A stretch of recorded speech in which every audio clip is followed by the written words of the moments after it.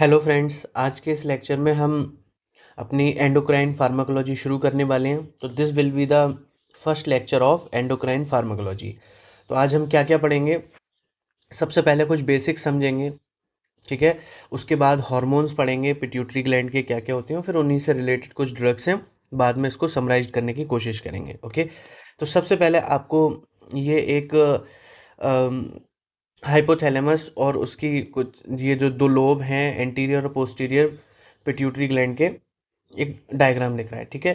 तो इसमें क्या होता है, जो हाइपोथैलेमिक न्यूक्लियाई है एंटीरियर लोब में, ये यहाँ से सिक्रीशंस आते हैं और एक हाइपोफिजियल सिस्टम होता है, उसमें आकर सिक्रीशंस देते हैं और ये सिक्रीशंस आने के बाद एंटीरियर लोब में आकर इनका एंडोसाइटोसिस हो जाता है और डिफरेंट टाइप की ट्रोप सेल्स वहाँ पड़ी होती हैं, उनसे वो एक्ट उनके साथ बाइंड करके डिफरेंट डिफरेंट काम कराते हैं।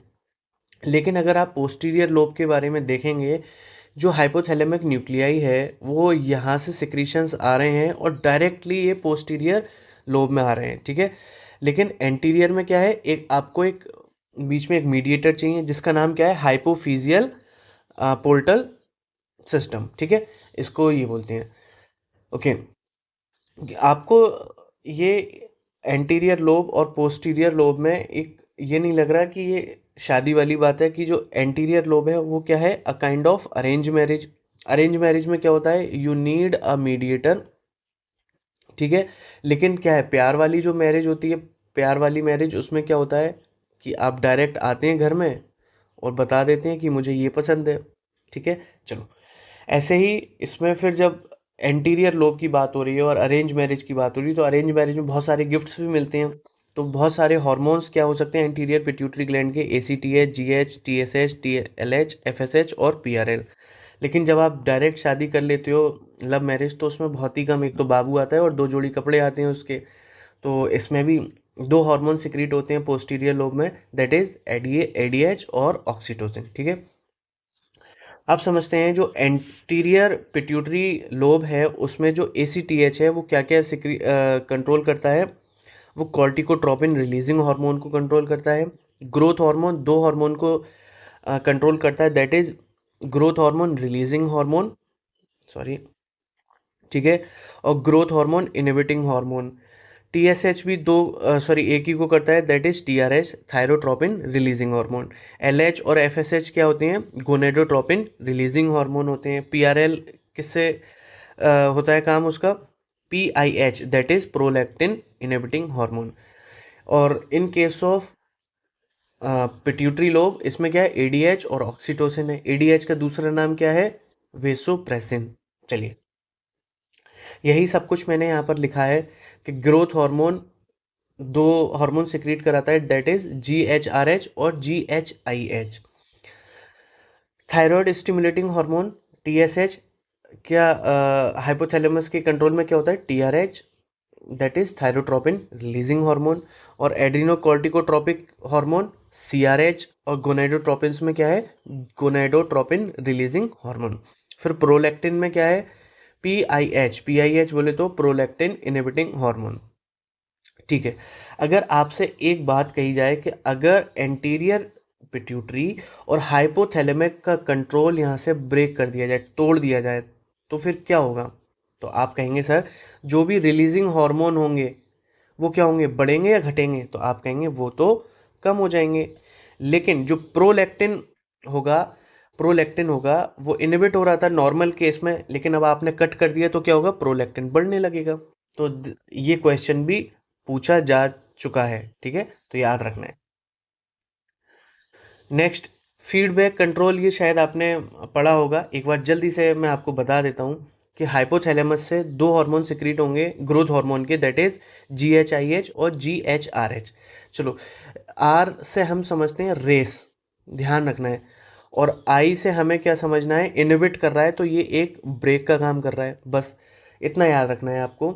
तो जो GHRH है, जो कि ग्रोथ हार्मोन रिलीजिंग हार्मोन है, वो रेस की तरह काम करेगा। रेस की तरह क्या, एक्सीलेटर जब आप दबाते हैं अपनी गाड़ी में, तो एंटीरियर पिट्यूटरी ग्लैंड क्या करेगी, उसमें ग्रोथ हार्मोन का सिक्रीशंस कराएगी।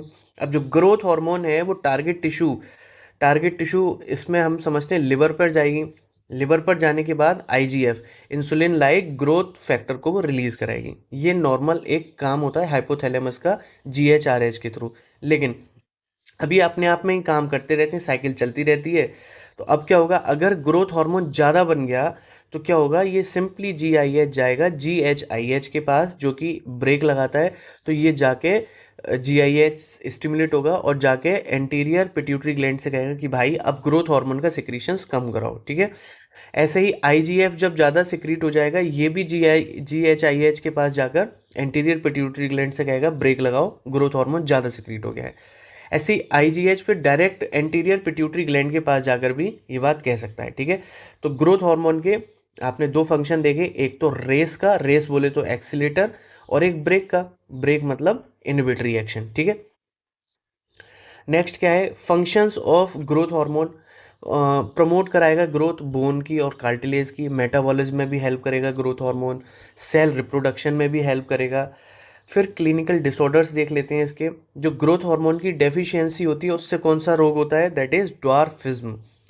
ऐसे ही ग्रोथ हार्मोन का जब ज़्यादा बढ़ जाता है, हाइपर सिक्रीशन हो जाता है, तो क्या होगा, एक्रोमेगेली होगा और जाइजेंटिज्म होगा। तो एक्रोमेगेली कब होगा, जब पर्सन एडल्ट हो जाएगा, और जाइजेंटिज्म कब होता है, चिल्ड्रन में, ठीक है। तो याद रखना है, ए फॉर एडल्ट और ए फॉर एक्रोमेगेली, और एडल्ट हो जाते हैं तो क्या एडल्ट फिल्में भी देखने लगते हैं। चलो फिर जीएचआरएच के बारे में समझते हैं। तो जीएचआरएच का दूसरा नाम क्या है, सोमैटोट्रोपिन। सोमैटोट्रोपिन क्या है, एंटीरियर पिट्यूटरी ग्लैंड से सिक्रीट होता है और पेप्टाइड हार्मोन होते हैं। एक बात यहाँ भी याद रखनी है, जो पेप्टाइड हार्मोन्स होते हैं वो हम कभी भी ओरली नहीं दे सकते। ओरली नहीं दे सकते, क्यों नहीं दे सकते, क्योंकि जैसे ही आप ओरली देंगे तो हमारे जो स्टमक है, हमारी बॉडी में जो अंदर पेप्सिन और ट्रिप्सिन बैठे हुए पड़े हैं कि ठीक है भाई कोई आए मैं उसको तोड़ फोड़ करूंगा, तो वो पेप्सिन और ट्रिप्सिन इसको आप ब्रेक डाउन कर देते हैं पेप्टाइड हार्मोन्स का। तो पेप्टाइड हार्मोन्स का कोई एग्जांपल और बताओगे आप, तो आप कहेंगे इंसुलिन है, तो है, ठीक है। चलो नेक्स्ट क्या है, ग्रोथ हार्मोन इनहिबिटिंग हार्मोन। ये अब हमें किसको ट्रीट करना है, एक्रोमेगेली, जाइजेंटिज्म, याद आ रहा है, ठीक है। इसका जो दूसरा नाम है दैट इज सोमैटोस्टेटिन। सोमैटोस्टेटिन को अगर मैं थोड़ा सा यहाँ पे लिखूंगा स्टेटिन को, तो मैं ऐसे लिख सकता हूँ स्टैटिक। तो स्टैटिक क्या करता है, रोकता है, रोकता है, ऐसा कुछ समझ सकते हैं। तो जो सोमैटोस्टेटिन है वो इनहिबिटिंग एक्शन देगा, जैसे कि ये ब्रेक की तरह काम करेगा। इसका काम क्या होगा, रेगुलेट करेगा या इनहिबिट करेगा ग्रोथ हार्मोन को, ठीक है। तो ग्रोथ इनहिबिटिंग हार्मोन के डिफरेंट ऑर्गेन पर डिफरेंट ऑर्गेन सॉरी एक्शंस होते हैं और उनके यूजेस होते हैं। तो अगर ऑर्गेन की बात की जाए तो ये जीएचआईएच जाएगा हाइपोथैलेमस पर। ये क्या कराएगा, ग्रोथ हार्मोन का सिक्रीशन कम कराएगा, जिससे क्या आप एक्रोमेगेली ठीक कर लोगे। ऐसे ही जीआईटी में जाके सिक्रीशंस कम कराएगा, जिससे क्या होगा, जो सिक्रीटरी डायरिया है वो ठीक कर लोगे आप। ऐसे ही पेनक्रियाज में जो कि ग्लूकागॉन और इंसुलिन को उनका सिक्रीशंस कम कराएगा, इससे क्या होगा, आप islet cells of tumours, that is आप ट्यूमर ठीक कर सकते हो, ठीक है। ऐसे ब्लड वेसल्स में क्या करेगा, ये वेसो कॉन्स्ट्रिक्शन कराएगा, इससे क्या होगा, ईसोफेजियल वेरिसिस होगा। एक बात और याद रखना है, GHIH is a very powerful powerful vasoconstrictor, ठीक है, याद रखना है इतना, ठीक है। अगर आपसे कहा जाए कि अगर यूजेस याद करने हैं इसको, तो कोई नहीं, आप बस सोमा याद कर लेना है, तो SOMA। तो सोमा में क्या है, सिक्रेटरी डायरिया, ठीक है, और ईसोफेजियल वेरिसिस। एम से क्या है, मैलिग्नेंसी, मैलिग्नेंसी मतलब आइलेट सेल ट्यूमर्स जो कि पेनक्रियाज में होता है, ठीक है। इसके बाद एक्रोमेगेली, आपने यहाँ पढ़ ही लिया। चलिए अब इसकी कुछ दवाई पढ़ लेते हैं, जैसे कि जो सोमैटोस्टेटिन है वो क्या है, पेप्टाइड हार्मोन है। पेप्टाइड हार्मोन क्या करेगा, रिलीज ग्रोथ हार्मोन का रिलीज कम कराएगा, दैट इज ग्लूकागॉन, इंसुलिन और गैस्ट्रिक को कम कराएगा, ठीक है। लेकिन क्या है, ये शॉर्ट लाइफ है। अब आप नहीं चाहोगे कि ना कि पूरे दिन आप सोमैटोस्टेटिन ही देते रहो, पूरे दिन नहीं दे पाओगे, 48 घंटे, सॉरी 48 बार। तो क्या करोगे, आप दूसरी दवाई की डिस्कवर करोगे आप, दैट इज ऑक्ट्यूटाइड। ऑक्ट्यूटाइड भी सोमैटोस्टेटिन की तरह ही है, लेकिन ये लॉन्ग एक्टिंग है। अब ऐसे ही दूसरी दवाई है दैट इज लेनरियोटाइड। लेनरियोटाइड भी लॉन्ग एक्टिंग है और ये भी सोमैटोस्टेटिन की तरह ही काम करती है। इसके यूजेस क्या क्या है, एक्रोमेगैली ठीक करेगी, ये डिक्रीज करेगी ट्यूमर ग्रोथ के लिए और कार्सिनोइड सिंड्रोम के लिए। अब चूंकि ये ऑक्ट्यूटाइड है, टाइड बोले तो ये पेप्टाइड हैं, तो पेप्टाइड हैं तो हम क्या इन्हें ओरली दे सकते हैं, तो आप कहेंगे नहीं, तो हम इसको ओरली नहीं देंगे, तो कैसे देंगे हम, सबक्यूटेनियसली, ठीक है। चलिए, नेक्स्ट क्या है, GnRH, गोनेडोट्रोपिन रिलीजिंग हार्मोन। ये क्या है, ग्लाइकोप्रोटीन हार्मोन्स होते हैं, दैट इज FSH और LH। ये स्टिमुलेट करते हैं ओवरीज और टेस्टिस को, फिर वो क्या करते हैं, प्रोड्यूस कराते हैं सेक्स हार्मोन्स को, कोई दिक्कत वाली बात नहीं है। अब FSH का रोल मेल में क्या होगा, ये स्टिमुलेट कराएंगे सर्टोली सेल्स को, जिससे कि स्पर्मेटोजेनेसिस होगी। फीमेल में क्या होगा, ये ओवेरियन फॉलिकल की ग्रोथ कराएंगे और एग डेवलपमेंट कराएंगे। जब एग का डेवलपमेंट हो जाएगा तो क्या होगा, मेंस्ट्रुअल साइकिल हो जाएगी। LH में क्या होता है भाई, जो मेल में होगा, मेल में लेडिक सेल्स को स्टिमुलेट करा के ये स्पर्मेटोजेनेसिस को सपोर्ट कराता है LH, ठीक है। और LH फीमेल में क्या कराएगा, ओव्यूलेशन कराता है और कॉर्पस ल्यूटियम का डेवलपमेंट कराता है। तो एक बात तो आपको पहले ही पता होगा, मेंस्ट्रुअल साइकिल जब पड़ी होगी तो you need LH search for the ovulation, ठीक है। और अगर आप ओवरऑल सब कुछ देखेंगे तो क्या समझ में आ रहा है कि ये भाई प्यूबर्टी में हेल्प कर रहा है, कौन, GnRH। अब क्या है कि कुछ बीमारियां होती हैं, डिसऑर्डर्स होते हैं, तो क्या करते हैं, उनको ठीक करने के लिए दो मैनर में हम GnRH का एडमिनिस्ट्रेशन कराते हैं, दैट इज पल्सेटाइल और कंटिन्यूस। तो पल्सेटाइल में क्या होगा, आराम आराम से आप दे रहे हैं, ठीक है, फिर रुक जा रहे हैं, दे रहे हैं, फिर रुक जा रहे हैं, इस तरीके से। लेकिन कंटिन्यूस में क्या है, आप दे ही रहे हैं लगातार। तो ये कैसे काम करता है, ये और अच्छे से हम समझते हैं।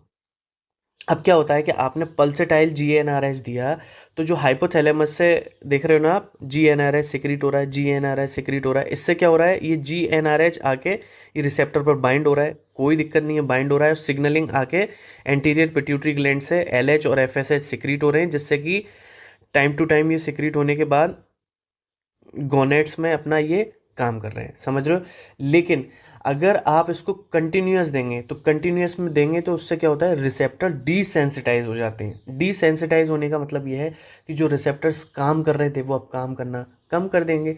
इससे क्या होगा, LH और FSH का सिक्रीशन शट डाउन हो जाएगा, बंद हो जाएगा, और इससे जो हार्मोन का प्रोडक्शन है वो रुक जाएगा, ठीक है।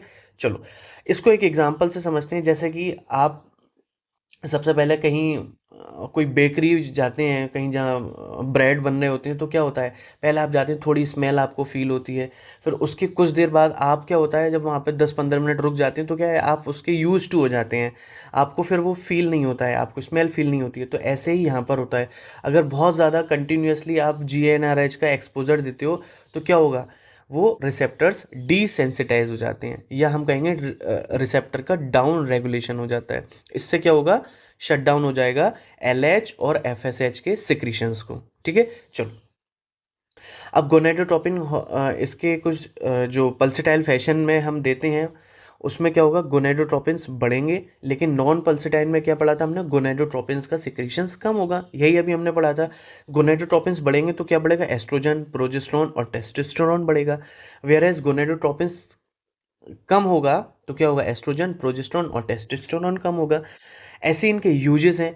आप कब चाहोगे कि पल्सेटाइल फैशन में आपको गोनेडोट्रोपिन्स देने हैं, तो आप कहेंगे सर हम देंगे एन ओव्यूलेटरी इनफर्टिलिटी में। क्या मतलब, कि जैसे ये एक ग्रेफियन फॉलिकल है, इसमें ओवम पड़ा हुआ है।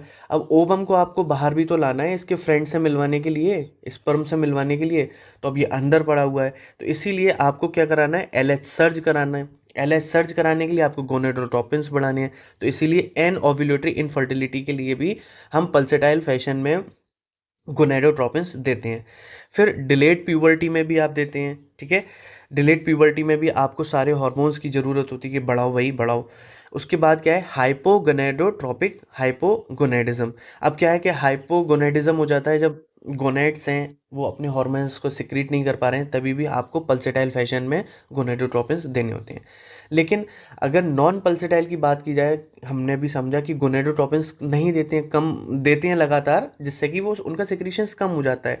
तो क्या होता है कि जो कैंसर्स होते हैं वो इन हार्मोन्स की वजह से होते हैं, जिनका ज़्यादा सिक्रीशन हो जाए, तो इसीलिए हम कम चाहेंगे। तो कौन कौन से ऐसे कैंसर होंगे, that is prostate cancer, breast cancer.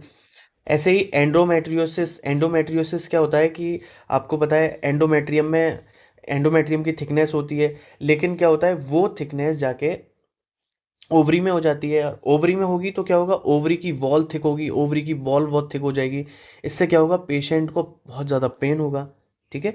ऐसे प्रीकॉशियस प्यूबर्टी, जल्दी प्यूबर्टी आ जाती है, उसमें भी आप नहीं चाहेंगे कि भाई जल्दी आए प्यूबर्टी, तो इसीलिए आप गोनेडोट्रोपिन्स को कम देंगे, ऐसे ही फाइब्रियोइड में। ठीक है। चलो,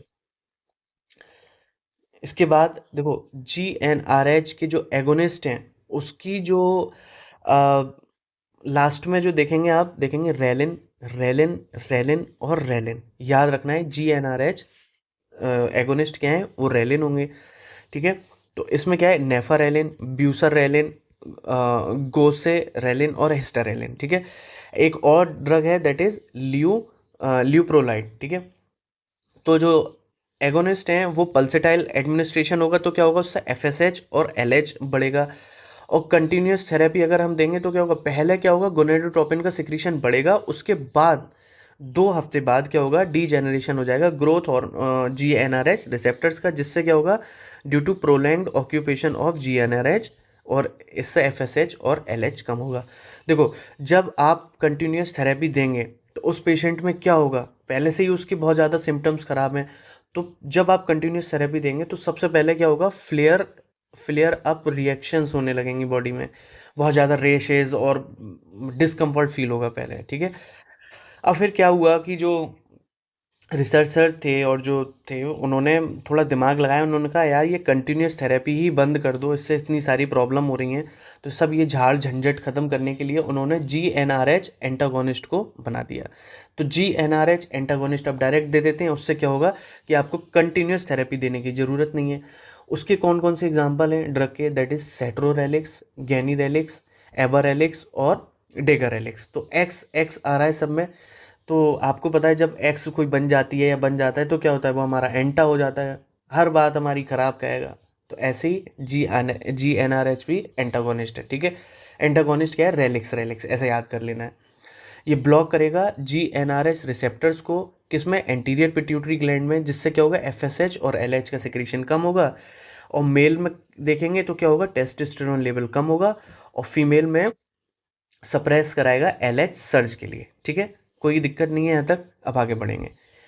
फिर एक और दवाई है, दैट इज इलागोलिक्स। ठीक है। इसमें भी एक्स आ रहा है, तो एक्स से क्या समझ में आ रहा है कि भाई ये भी एंटा है, तो कहीं लिखा भी होगा, हाँ, GnRH एंटागोनिस्ट है। इसको आप ओरली भी दे सकते हैं। और कब देंगे इसको, एंडोमेट्रियोसिस से जो पेन होता है। ठीक है। एंडोमेट्रियोसिस बताया था आपको मैंने, जब ओवरी में एंडोमेट्रियम ग्रो होने लगती है तो बहुत ज़्यादा पेन होता है। इसका मोड ऑफ एक्शन क्या हो सकता है, मोड ऑफ एक्शन, ये डिक्रीज करेगा ओवेरियन एस्ट्रोजन प्रोडक्शन को, जिससे क्या होगा, रिवर्सिबल स्टेट हो जाएगी और केमिकल चेंज हो जाएंगे, बस कुछ नहीं होगा। इसके साइड इफेक्ट्स क्या क्या हो सकते हैं, हॉट फ्लैशेस हो सकते हैं, night sweats, bone mineral density भी लॉस हो सकती है। These are the typically side effects of इलेगा इलागोलिक्स। ठीक है। नेक्स्ट क्या है भाई, प्रोलैक्टिन इनहिबिटिंग हार्मोन, PIH। एक मिनट। अब प्रोलैक्टिन से आपको एक बात याद रखनी है, यहाँ मैं प्रोलैक्टिन लिखूंगा और यहाँ लिखूंगा मैं डोपामीन। बस आपको छोटा सा याद रखना है कि जितना ज़्यादा डोपामीन होगा उतना कम प्रोलैक्टिन होगा। ओके। समझ में आ रहा है। और डोपामीन का दोस्त कौन है, PIH, जो कि आपको यहाँ दिख रहा है। इतना बस दिमाग में डालना है, क्या, कि जितना ज़्यादा डोपामीन होगा उतना ही प्रोलैक्टिन कम सिक्रीट होगा। प्रोलैक्टिन क्या है, एक मेमोट्रोपिन और लैक्टोजेनिक हार्मोन है, जानते ही हैं। ये भी पेप्टाइड हार्मोन है और सिक्रेटेड कहाँ से होता है, एंटीरियर पिट्यूटरी ग्लैंड से, सभी अभी आपने देखा था। चलो, अब समझते हैं इसकी, ये एडिशनली बस आपको थोड़ा रिवाइज करा रहा हूँ कि जो हाइपोथैलेमस है, वो हाइपोथैलेमस क्या करता है, डोपामीन को सिक्रीट कराएगा। डोपामीन सिक्रीट होगा तो उससे क्या होगा, अभी आपने पढ़ा, जितना ज़्यादा डोपामीन सिक्रीट होगा उतना प्रोलैक्टिन बढ़ेगा घटेगा। तो आप कहेंगे भाई साहब ये तो घटेगा, कोई दिक्कत वाली बात नहीं है। ओके। फिर एंटीरियर पिट्यूटरी ग्लैंड के पास जाके प्रोलैक्टिन का सिक्रीशन कम होगा। लेकिन अगर सकलिंग हो जाती है, जब बेबी हो जाता है तो वो सक करता है, उससे क्या होगा, हाइपोथैलेमस उसको एक्टिवेट करेगा, जिससे कि जो PIH, प्रोलैक्टिन इनहिबिटिंग हार्मोन है, उसका सिक्रीशन कम होगा। जब PIH कम होगा तो क्या, पीआईएच कम हो रहा है तो अब बताएंगे आप प्रोलैक्टिन बढ़ेगा या घटेगा, तो आप कहेंगे सर प्रोलैक्टिन तो बढ़ेगा, प्रोलैक्टिन बढ़ेगा। तो ऐसे ही प्रोलैक्टिन बढ़ेगा, जब प्रोलैक्टिन बढ़ेगा तो क्या होगा, डेवलपमेंट हो जाएगा ब्रेस्ट और मिल्क का प्रोडक्शन के लिए। ठीक है, इतना आपको थोड़ा सा समझना है। अगर आपको ये वाला याद रह जाता है कि अगर डोपामीन बढ़ेगा तो प्रोलैक्टिन कम होगा, और डोपामीन का दोस्त कौन है, डोपामीन का पीआईएच, प्रोलैक्टिन इनहिबिटिंग हार्मोन। अब डोपामीन एगोनिस्ट की बात करते हैं। डोपामीन एगोनिस्ट के एग्जांपल क्या है, ब्रोमोक्रिप्टिन और कैबरगोलिन। ये क्या करेंगे, हाइपोथैलेमस के पास जाएंगे और सिक्रीट कराएंगे पीआईएच और स्टिमुलेट कराएंगे डोपामीन रिसेप्टर को एंटीरियर पिट्यूटरी ग्लैंड में, और ये पीआरएल को कम कर देंगे। तो अगर आपसे पूछा जाए कि भाई आपको डोपामीन एगोनिस्ट कब देना है, तो आप कहेंगे हाइपर में, हाइपो में, तो आप कहेंगे हाइपर प्रोलैक्टिनिमा में। ठीक है, चलो। ऐसे डोपामीन एंटागोनिस्ट कब दोगे आप, हाइपो में देंगे। इसके एग्जाम्पल क्या है, क्लोरप्रोमाजीन और हेलोपेरिडोल। ठीक है, these are the examples of dopamine antagonist. चलो, ये एक मिनट, चलो। अब पोस्टीरियर पिट्यूटरी ग्लैंड से मैंने आपको बताया था कि दो हार्मोन सिक्रीट होते हैं, दैट इज एडीएच और ऑक्सीटोसिन। कोई याद, यहाँ लिखा भी है, चलो। ओके, ऑक्सीटोसिन के क्या काम होते हैं, ऑगमेंटेशन ऑफ लेबर। जब लेबर ड्यूरिंग चाइल्ड बर्थ क्या होता है, कॉन्ट्रैक्शन कराता है। ठीक है, ब्रेस्ट का एंगोर्जमेंट कराता है, और क्या होता है, पोस्ट पार्टम हेमरेज में ये ठीक कराता है। पोस्ट पार्टम हेमरेज में उसमें क्या है, ड्रग ऑफ चॉइस है। अब यार ये पोस्ट पार्टम हेमरेज क्या होता है उसको समझते हैं। अब क्या होता है कि यहाँ पर बेबी होता है, मान लेते हैं। ठीक है, जब बेबी होता है, बेबी क्या प्लेसेंटा में होता है, तो जब प्लेसेंटा बाहर आता है तो क्या होता है, एक मिनट, जब प्लेसेंटा बाहर आता है तो यहाँ पर ये इस तरीके से कुछ ब्लड वेसल्स भी होती हैं। तो जब ब्लड वेसल होती हैं तब यूट्राइन क्या होता है, कॉन्ट्रैक्शन होता है यहाँ पर। तो ये क्या होता है, ये अंदर ही धस जाती हैं, मीन्स अंदर इसको वो पकड़ लेती हैं। अगर ये ना हो पाए तो इसी को ही हम बोलते हैं पीपीएच, पोस्ट पार्टम हेमरेज। समझ में आया कि जैसे अगर ये ब्लड वेसल अंदर नहीं आ पाई आफ्टर प्लेसेंटा रिमूवल, तो क्या होगा, ब्लीडिंग होने लगेगी। अब ब्लीडिंग होगी तो क्या होगा, इसी को ही हम बोलते हैं पोस्ट पार्टम हेमरेज। ठीक है, इस केस में क्या चाहेंगे आप कि आपकी जो मदर है उसकी यूट्राइन वॉल कॉन्ट्रैक्ट हो, तो कॉन्ट्रैक्शन के लिए आप क्या दोगे, ऑक्सीटोसिन दे दोगे। ऑक्सीटोसिन क्या करेगा, एक्सोजिनस ऑक्सीटोसिन दोगे, और ये एडमिनिस्टर हो जाएगा और ब्लड वेसल पर जाकर ये सॉरी ब्लड वेसल के रिसेप्टर पर जाकर ये बाइंड करेगा, जिससे क्या होगा, यूट्राइन कॉन्ट्रैक्शन होगा। और जब यूट्राइन कॉन्ट्रैक्शन होगा उसके बाद ब्लीडिंग रुक जाएगी। यही क्या होता है, पोस्टपार्टम हेमरेज होता है। ठीक है, चलो। Next is vasopressin. वैसोप्रेसिन का दूसरा नाम क्या है, एडीएच। एडीएच मतलब एंटी डाययूरेटिक हार्मोन। और एंटी डाययूरेटिक हार्मोन का क्या काम होता है, to regulate regulate water balance. ठीक है, और वैसोप्रेसिन का क्या नाम है, वैसोप्रेसिन में आपको समझ में आ रहा है, वैसो वैसो बोले तो वेसल्स, और प्रेसिन का मतलब क्या होता है, प्रेस करना। तो प्रेस, तो इसी को ही हम क्या बोल सकते हैं, वैसोप्रेसिन को वेसो कॉन्स्ट्रिक्टर, ऐसा समझ सकते हैं ना। तो वेसोप्रेसिन के रिसेप्टर्स भी दो जगह होंगे, दैट इज स्मूथ मसल्स पर और किडनी पर। स्मूथ मसल्स पर क्या काम कराएंगे, ये वेसो कॉन्स्ट्रिक्शन का काम कराएंगे, और किडनी पर क्या काम कराएंगे, ये वाटर बैलेंस के लिए। ठीक है, वाटर बैलेंस। अब आप मुझे ये बताएंगे कि जैसे V1 एगोनिस्ट मैंने यहाँ लिखा है, दैट इज इसकी जो दवाई है टर्ली प्रेसिन, ये कब हम देंगे, कब आप चाहेंगे कि स्मूथ मसल कॉन्स्ट्रिक्ट हो, वेसो कॉन्स्ट्रिक्शन हो। तो आप कहेंगे सर हमने तो पढ़ा था पहले कि हाइपोटेंशन हो, और कौन सा हाइपोटेंशन, बहुत ज़्यादा सीवियर हाइपोटेंशन हो, तो उस केस में हम टर्ली प्रेसिन देंगे। ठीक है, फिर V2 एगोनिस्ट कब देंगे आप, डेस्मो दवाई का नाम है डेस्मोप्रेसिन। कब देंगे, जब न्यूरोजेनिक डायबिटीज़ इंसिपिडस हो, या दूसरा क्या है, वॉन विलिब्रेंट डिजीज हो, और हीमोफीलिया हो। तो क्या होता है, ये जब कॉन्स्ट्रिक्शन होगा तो ये VWF ये फैक्टर होता है, ये रिलीज होगा और वो वाटर बैलेंस ठीक हो जाएगा। ऐसे हीमोफीलिया में कौन सा होता है, वो फैक्टर नंबर 8 होता है शायद। ठीक है, ये होगा 8, ये 8। चलिए, हो गया, चलो। अब हम समझते हैं टाइप्स ऑफ डायबिटीज़ इंसिपिडस। दो तरह की होती हैं, दैट इज़ न्यूरोजेनिक और नेफ्रोजेनिक। न्यूरोजेनिक से आपको समझ में आ रहा होगा कि कहीं ब्रेन से इसका चक्कर चल रहा है। ब्रेन का मतलब सेंट्रल, जो ऊपर, अगर एंटी डायरेटिक हार्मोन ऊपर से रिलीज ही नहीं हो रहे हैं तो उसको हम बोलेंगे सेंट्रल डीआई। लेकिन अगर नेफ्रो, नेफ्रो से मतलब किडनी, अगर पेरीफेरल में ही दिक्कत है तो उसी को हम क्या बोलेंगे, पेरीफेरल डायबिटीज इंसिपिडस। ठीक है, तो इसमें क्या होगा, ADH not able to work, और यहाँ पर क्या होगा, डेफिशिएंसी ऑफ एडीएच होगा। तो आप आपने जो दवाई पड़ी थी दैट इज डेस्मोप्रेसिन, वो जब देंगे तो क्या होगा, सेंट्रल डीआई ठीक हो जाएगा। इसी को हम बोलते हैं न्यूरोजेनिक, यहाँ पर लिखा भी है। लेकिन इसके लिए कौन सी दवाई देंगे आप, थायराइड्स। ठीक है, चलो नेक्स्ट है वेसोप्रेसिन एंटागोनिस्ट। तो वेसोप्रेसिन एंटागोनिस्ट अब कब क्यों देंगे आप, क्योंकि बहुत ज़्यादा वैसो एडीएच रिलीज हो गया है, बॉडी में बहुत ज़्यादा एडीएच है, और एडीएच का क्या काम है, एडीएच बहुत ज़्यादा वाटर को रिटेन करता है, वाटर को रिटेन करेगा। अब एक बात बताइए, जब बहुत ज़्यादा वाटर रिटेन होगा तो सोडियम उसके सामने कम होगा या ज़्यादा होगा, तो आप कहेंगे कम होगा।